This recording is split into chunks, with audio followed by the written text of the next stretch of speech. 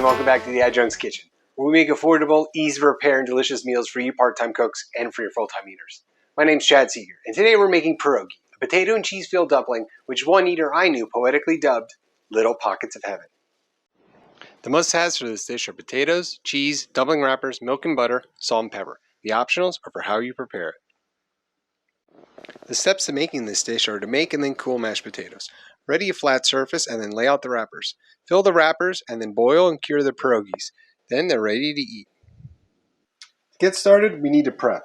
Prep for pierogis means basically making mashed potatoes. So cut your potatoes into decent sized chunks. Cubes don't need to be perfect because they're going to be mashed, so cut them however you feel. Wash them in the sink for several minutes to get all the debris off. Once they're clean, fill them up with lukewarm water and then put a little salt in. Boil your potatoes. While the potatoes are cooking, now's a good time to prep your cheese. So basically shred it. If you already have shredded cheese, obviously you can skip this part.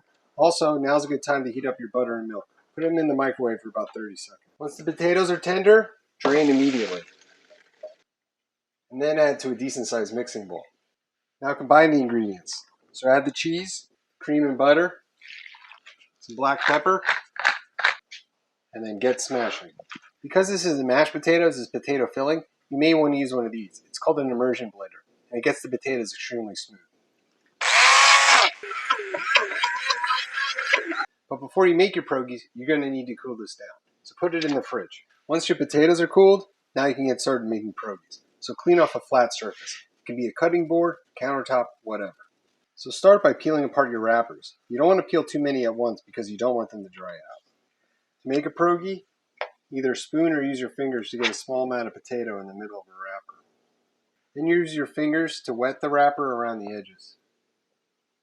Then fold in a half moon shape, pressing firmly against the edges. Make sure there's no air pockets inside the dumpling. If some potato comes out the side, that's okay.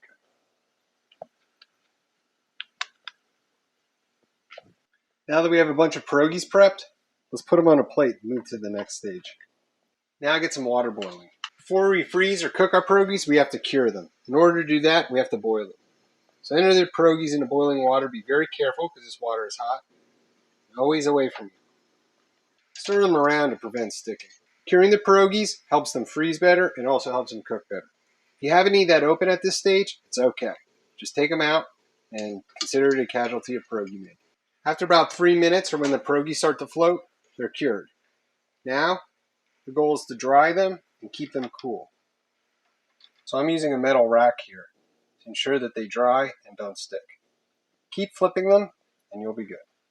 You could do the same thing on a non-stick plastic plate.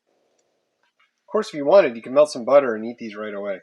Now that my pierogis are ready for cooking, there's a number of different ways we can go. You can boil them, saute them with onions. Me, I'm going to deep fry them. So simply remove them from the oil. Give them a light salt. Pierogi might be best made as a group activity, with everyone chipping in and doing a different job, and at the end, little pockets of heaven.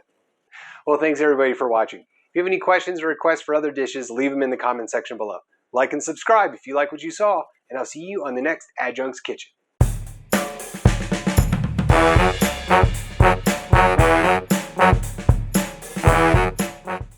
Subscribe to my YouTube channel!